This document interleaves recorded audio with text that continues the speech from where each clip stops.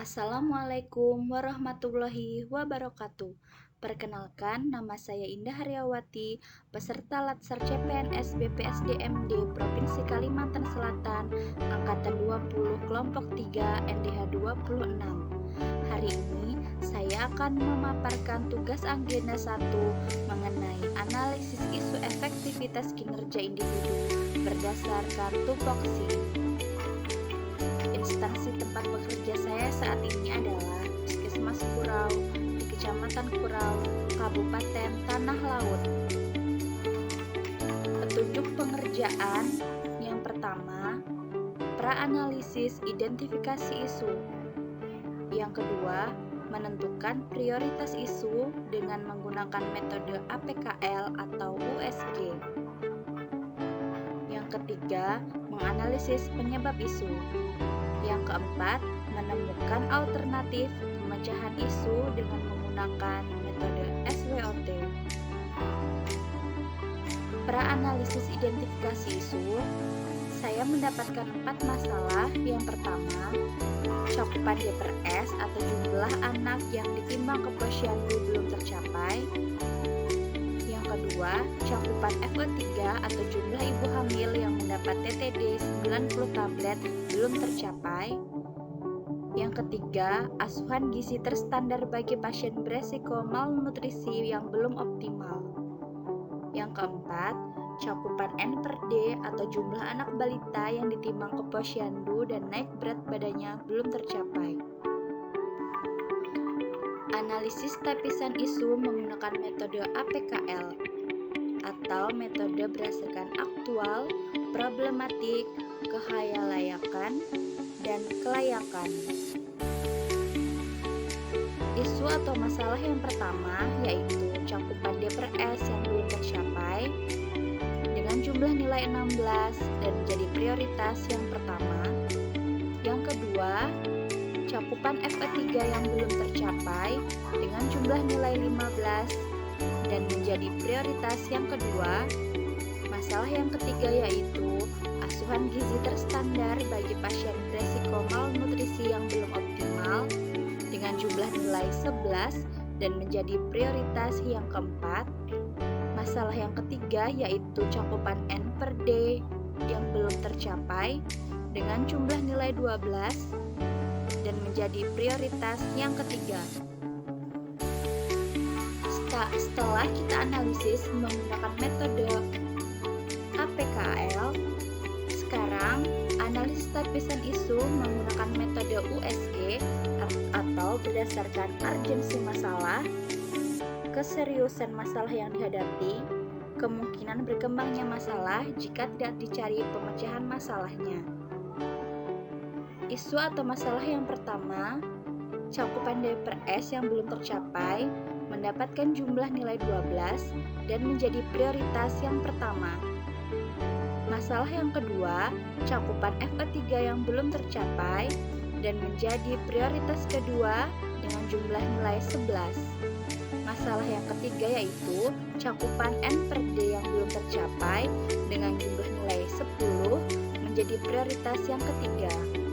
Di sini saya menggunakan skala Likert dengan 5 kategori yaitu 1. Sangat kecil, 2. Kecil, 3. Sedang, 4. Besar, dan 5. Sangat besar. Berikut merupakan analisis penyebab isu atau masalah menggunakan metode Fishbone. Yang pertama, peralatan di posyandu yang belum lengkap dan terstandar. Yang kedua, kadar kurang optimal dalam penimbangan. Ibu yang jarang membawa anak posyandu atau timbang ke posyandu setelah berumur 2 tahun atau mendapatkan imunisasi lengkap. Kurangnya kerjasama petugas kesehatan dengan instansi pemerintah lainnya, dalam hal ini adalah aparat desa. Lalu kurangnya penyuluhan tentang DPRS.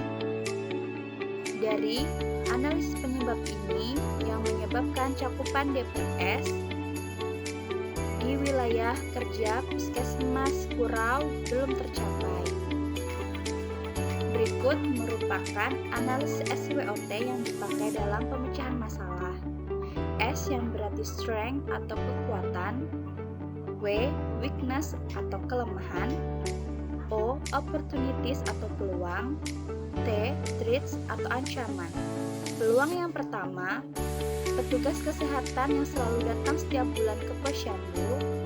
Peluang yang kedua, kerjasama antara petugas kesehatan dengan kader yang terjalin baik.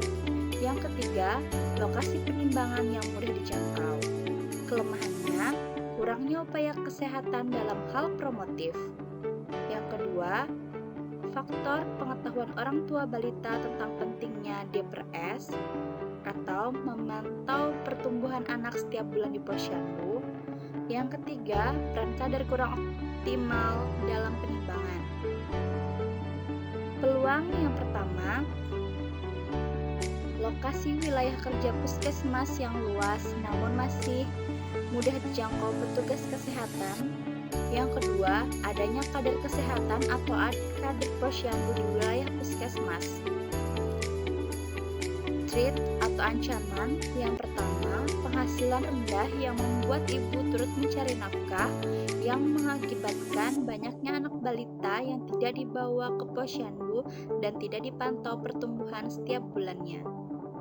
Yang kedua, terjadinya kasus masalah gizi yang terlambat terlacak. Alternatif pemecahan masalah. Berdasarkan penyebab-penyebab tadi, didapatkan penyebab utama, yaitu ibu jarang membawa anak ke posyandu setelah berumur 2 tahun atau setelah mendapatkan imunisasi lengkap. Alternatif penyelesaian yang pertama, melakukan penyuluhan serta membagikan leaflet tentang pentingnya pemantauan pertumbuhan setiap bulan di posyandu. Tahapan yang pertama yaitu bekerja sama lintas program di puskesmas. Yang kedua, menyiapkan media penyuluhan. Output yang diharapkan meningkatnya pengetahuan orang tua balita, terutama ibu balita, tentang pentingnya pemantauan pertumbuhan setiap bulan di posyandu. Para pihak yang terkait yaitu Kepala Puskesmas, Koordinator Promosi Kesehatan. Alternatif pemecahan masalah atau penyelesaian masalah yang kedua yaitu melakukan kerjasama lintas sektor terkait, misalnya aparat desa dan kader posyandu untuk melaksanakan kegiatan lomba balita sehat agar menarik minat para ibu balita membawa anaknya rutin ke posyandu. Tahapan penyelesaian masalah yang pertama, koordinasi dengan sektor terkait. Yang kedua, menyusun penilaian lomba balita sehat yang salah satu penilaiannya adalah ibu yang rutin membawa anak balitanya ke posyandu untuk dipantau tumbuh kembangnya. Output yang diharapkan, capaian DPRS meningkat. Para pihak terkait, pihak puskesmas, aparat desa, kader posyandu. Demikian pemaparan dari saya. Terima kasih.